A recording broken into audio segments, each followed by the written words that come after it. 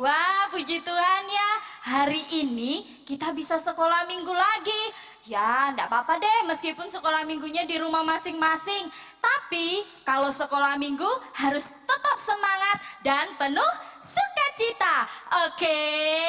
Ya, anak-anak hebat. Tadi Kak Lia sudah lihat semuanya memuji Tuhan. Tadi kita sudah memuji Tuhan sama-sama. Kak Lia yakin ketika memuji Tuhan, kalian di rumah pasti menari-nari untuk Tuhan, memuji Tuhan dengan semangat. Dan tadi sudah beri persembahan belum? Sudah ya? Sudah? Sudah pastinya. Nah, sekarang kita siapkan hati kita untuk mendengarkan firman Tuhan. Ingat, kalau mendengarkan firman Tuhan, duduknya harus yang manis, gak boleh ribut dan tidak boleh berjalan-jalan. Anak-anak Tuhan yang baik harus dengar-dengaran dengan firman Tuhan yang baik. Oke deh. Nah, adik-adik, hari ini Kak Lia mau bercerita tentang 12 murid Tuhan Yesus. Semua pasti sudah tahu kan? Berapa tadi jumlah murid Tuhan Yesus? Ada berapa tadi? Coba ngomong yang keras. Berapa adik-adik? Kalian nggak dengar loh. Lagi yang keras. Berapa adik-adik jumlahnya? Ya betul. Kalian hebat. Jumlahnya ada berapa tadi? 12 orang. Nah, tapi hari ini kalian nggak cerita tentang 12 orang itu. Kalian hanya cerita tentang salah seorang murid dari Tuhan Yesus. Penasaran? Siapa yang akan Kak Lia ceritakan kisahnya hari ini ya? Ayo, ada yang tahu? Adik-adik mau tahu? Mau tahu? Penasaran ya? Nah, Kak Lia nggak mau kasih tahu namanya karena kita mau tebak-tebakan hari ini. Makanya adik-adik harus dengar-dengaran yang baik. Jangan pergi-pergi, nanti kelewatan loh cerita firman Tuhannya. Perhatikan baik-baik. Di akhir cerita Kak Lia akan tanya, siapa nama murid Tuhan Yesus tersebut? Oke, siap? Siap dong. Nah, adik-adik, kita perhatikan di sebelah sana. Tuh, lihat, ada seorang murid Tuhan Yesus. Dia lagi kebingungan. Wow, tampaknya dia lagi galau nih. Apa ya yang sedang dia pikirkan? Apa yang sedang dia bingungkan? Apakah dia sedang memikirkan sepatunya yang rusak dan dia bingung mau beli di mana? Bukan adik-adik, tapi dia sedang membuat sebuah keputusan, membuat sebuah pilihan. Wah, apa itu? Yuk kita saksikan sama-sama. Hei kamu mau gak mendapat banyak uang? Kamu bisa menjualmu gurumu kepada orang-orang Farisi dan kamu akan mendapat banyak uang. Kamu bayangkan, kamu bisa menjadi orang yang kaya raya. Kamu bisa membeli apa yang kamu inginkan. Dan kamu katakan kepada mereka bahwa aku akan menunjukkan di mana tempat gurumu biasa berdoa. Dan kalian bisa menangkapnya di situ. Wah, lihat adik-adik. Ini muridnya Tuhan Yesus di malam hari yang sunyi sedang mengadakan perjamuan malam bersama dengan murid Tuhan Yesus. Bersama dengan Tuhan Yesus. Dan lihat, ternyata muridnya Tuhan Yesus ini sedang dirayu sama si hitam. Wow, ganteng gak adik? Ganteng gak? Dia mengerikan ya? Ya, bukan hanya mengerikan. Dia juga punya niat yang jahat. Dia berusaha membuat murid Tuhan Yesus ini melakukan kejahatan, melakukan hal-hal yang buruk, yaitu menjual Tuhan Yesus kepada orang-orang Farisi. Farisi dan ahli-ahli Taurat. Wah, wah, wah, wah. Ini satu hal yang buruk adik-adik. Bahaya ini kalau dilakukan. Bagaimana ya nanti kalau Tuhan Yesus dijual sama muridnya ini? Tapi tenang adik-adik, ada si makhluk putih yang cantik itu. Dia adalah malaikat Tuhan, menyampaikan pesan daripada Tuhan agar murid Tuhan Yesus ini tidak melakukan hal yang salah. Kira-kira apa yang disampaikannya? Yuk kita dengar yuk. Jangan dengarkan dia. Apakah kamu tidak menyayangi gurumu? Apakah kamu benar-benar mau menyerahkan gurumu ke dalam tangan mereka? Jangan dengarkan dia. Jangan dengarkan dia. Jangan dengarkan dia. Wah, wah, wah. Coba lihat adik-adik. Tuh muridnya Tuhan Yesus. Dia semakin bingung. Wah, lihat wajahnya. Dia bingung sekali, dia mau pilih yang mana. Mau ikut malaikat Tuhan yang mengajak untuk melakukan hal yang baik, untuk tidak menjual Tuhan Yesus, atau mau ikut si hitam ini, si setan yang ngajak untuk melakukan hal yang jahat, yaitu menjual Tuhan Yesus. Nah, kalian mau tanya nih, kalau adik-adik jadi murid Tuhan Yesus ini nih yang ini, kira-kira adik-adik mau pilih yang mana yo? Mau pilih si putih atau mau pilih si hitam? Ayo mau pilih yang mana? Pasti kita semua mau pilih ikut yang putih. Dengarkan suara malaikat Tuhan dan melakukan hal yang baik. Tapi adik-adik, kira-kira muridnya Tuhan Yesus ini, dia mau melakukan yang mana? Dia mau pilih yang mana ya? Mau yang ikut suara malaikat Tuhan atau ikut suara setan ya? Mana yang akan dia pilih? Tapi adik-adik, apapun yang akan dipilih oleh murid Tuhan Yesus ini, Tuhan Yesus tentunya sudah tahu apa yang akan dia lakukan. Kira-kira Tuhan Yesus ngomong apa ya? Salah satu di antara kalian akan menjual aku dan menyerahkan aku untuk dibunuh oleh orang-orang berdosa. Siapa ya? Siapa di antara kita? Siapa yang dimaksudkan Tuhan Yesus itu? Yohanes, tanyakanlah kepada guru. Wah adik-adik, siapa ya yang kira-kira mau menyerahkan Tuhan Yesus kepada orang-orang Farisi dan ahli-ahli Taurat? Semua murid penasaran, mereka saling bertanya satu dengan yang lainnya. Wah, kalian penasaran gak? Siapa ya yang akan menyerahkan Tuhan Yesus itu? Yang akan menjual Tuhan Yesus? Masa iya para murid berani ya adik-adik? Coba kita dengarkan apa kata Yesus. Karena Yesus mau kasih tahu sama murid-muridnya siapa yang akan menyerahkan dia kepada orang-orang Farisi dan ahli-ahli Taurat. Orang yang akan mencelupkan rotinya bersama-sama aku ke dalam cawan anggur, itulah yang akan menyerahkan aku.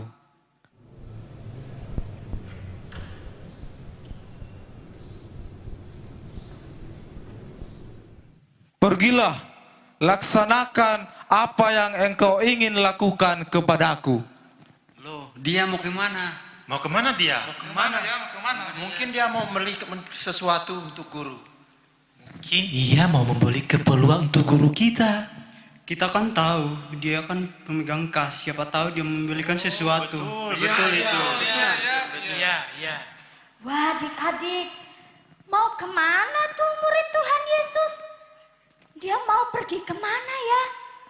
Nah, ternyata adik-adik, muridnya Tuhan Yesus ini ketika dia sedang makan roti dan minum anggur tadi, dia kerasukan setan yang jahat. Sehingga dia sekarang hendak pergi untuk menjual Tuhan Yesus kepada orang-orang Farisi dan ahli-ahli Taurat. Wah, wah, wah, wah.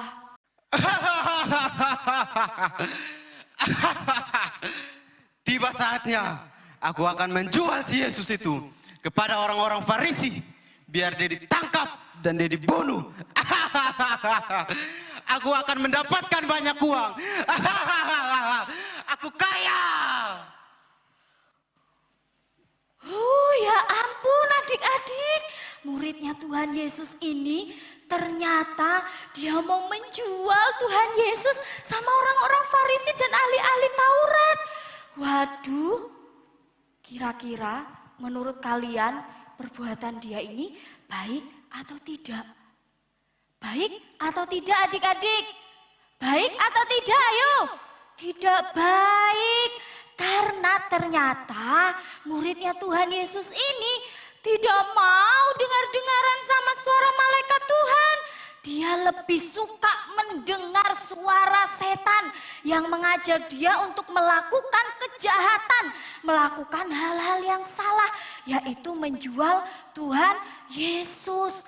Adik-adik, ayo sekarang tiba waktunya Kak Lia mau tanya.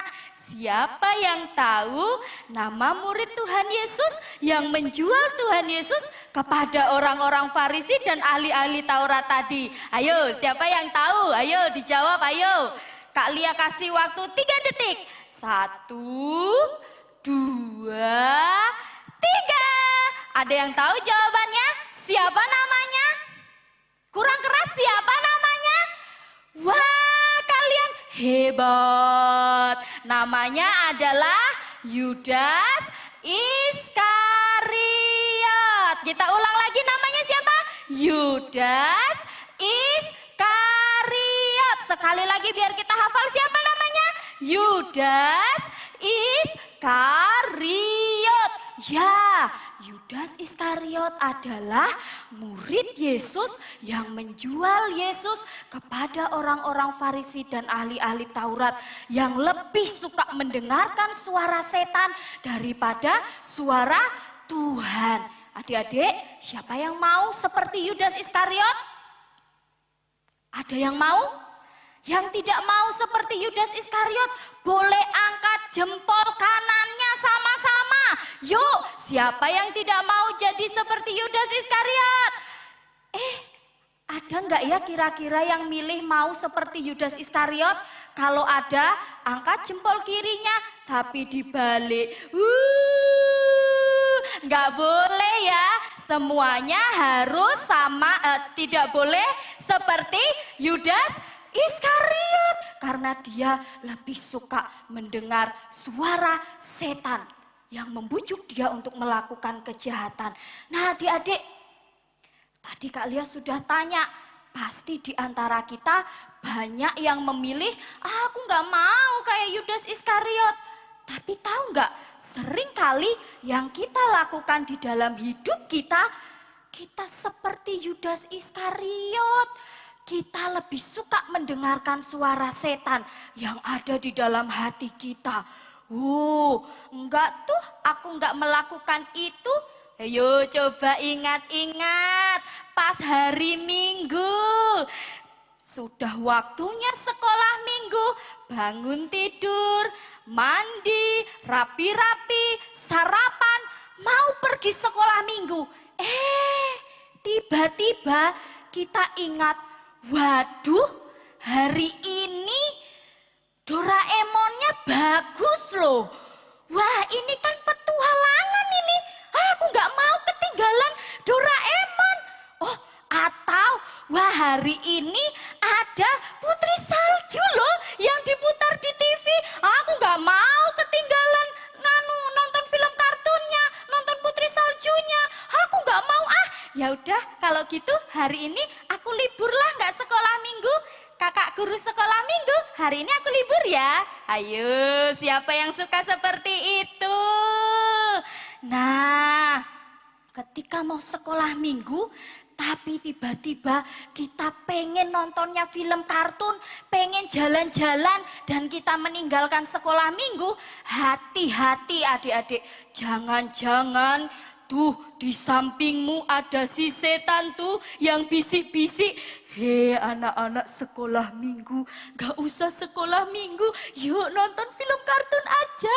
Kalau enggak, pergi aja sama papa sama mama, berenang enak loh.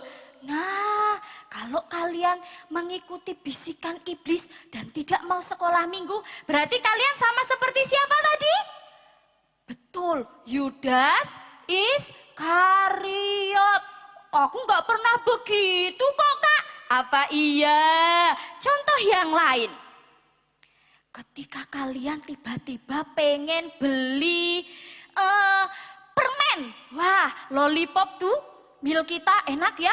Nah, ketika lihat di dalam kantong, ya kantongnya kosong, nggak ada uangnya. Terus apa yang akan kalian lakukan? Minta sama mama sama papa? Kalau minta itu masih baik adik-adik. Tapi kadang-kadang ada anak-anak ketika mau beli makanan gak punya uang. Dia mencari dompet mamanya. Aku ingat mamaku itu simpan dompetnya di lemari pakaian. Dia lari mencari dompet itu. Dia buka dompet-dompetnya. Lalu diambilnya uang mamanya. Tanpa memberitahu kira-kira itu perbuatan baik atau tidak. Tidak, itu perbuatan yang salah. Loh itu kan punya mamaku, nggak masalah dong. Hei, kalau kita nggak ngomong, kita nggak minta izin, meskipun itu mama kita, itu tetap perbuatan yang salah. Nah, kalau kita melakukan itu, jangan-jangan adik-adik ada setan di samping kita yang lagi bisik-bisik. Ayo, nyolong aja uang mamamu, nggak apa-apa, ayo nggak apa-apa, cuma 5.000. Akhirnya kita ngikutin bisikan si iblis. Berarti kita sama seperti siapa? Yudas Iskariot. Ada contoh yang lainnya lagi. Ketika sekolah minggu, ketika mau berangkat sekolah minggu, sama mamanya dikasih uang. Dikasih uang 5.000 untuk persembahan. Anakku yang baik, uang 5.000 untuk persembahan ya, nggak boleh jajan. Kata mamanya begitu adik-adik. Ketika berangkat sekolah minggu, jalan-jalan-jalan, di tengah jalan haus, lihat ke kanan ada warung. Uang 5.000 kan masih bisa untuk beli jajan, beli 1.000, yang 4.000 untuk persembahan, yang 1.000 dibeliin jajan, dibeliin minuman, yang 4.000 untuk persembahan. Itu perbuatan yang baik, apa yang jahat ayo? Itu pasti perbuatan yang jahat, itu salah adik-adik, itu enggak baik. Kalau kita melakukan itu, ingat, jangan-jangan di samping kita juga lagi ada setan yang bisik-bisik. Gak apa-apa, ambil uang sekolah minggumu, persembahan cuman diambil 1.000, gak masalah, gak masalah. Nah, kalau kita ikuti suara iblis, kita melakukan hal itu, berarti kita sama seperti Yudas Iskariot. Tuh, diingat-ingat. Jangan kita suka mendengarkan suara-suara setan yang jahat. Kalau waktunya sekolah minggu, meskipun nanti ada film kartun yang bagus, tetap tujuannya sekolah minggu ya perginya ke sekolah minggu. Kalau dikasih persembahan 5.000, yuk dikasih persembahannya 5.000, gak boleh diambil. Tapi kalau kita mengambil itu, mencuri uang mama, ingat, jangan-jangan ada setan di sampingmu. Mau jadi temennya setan? Mau? Enggak mau dong. Kita kan adalah pahlawan Kristus. Jangan mau jadi temennya setan. Tapi kita harus mengalahkan setan itu. Mengalahkan iblis itu. Agar kita menjadi anak-anak Tuhan yang luar biasa. Hore! Nah, itu firman Tuhan hari ini. Yuk, kita sama-sama mau membaca ayat hafalan. Ayat emasnya terambil di dalam Yakobus pasal 4 ayatnya yang ke-7. Karena itu tunduklah kepada Allah dan lawan iblis, maka ia akan lari daripadamu. Yuk kita menghafal sama-sama, ikuti gerakan Kak Lia. Yakobus awalnya adalah huruf Y. Kita bergerak melompat ya. Y. Bisa? Yuk 1, 2, 3. Y. Yakobus pasal berapa tadi? Pasal 4. Ayatnya yang ke-7. Ingat ya, Yakobus pasal 4 ayatnya yang ke-7. Karena itu tunduklah kepada Allah dan lawanlah iblis. Nah ini kayak kita nonjokin iblis ya adik-adik. Lawanlah iblis. Maka ia akan lari daripadamu. Ulang sekali lagi. Yakobus pasal 4 ayat yang ke-7.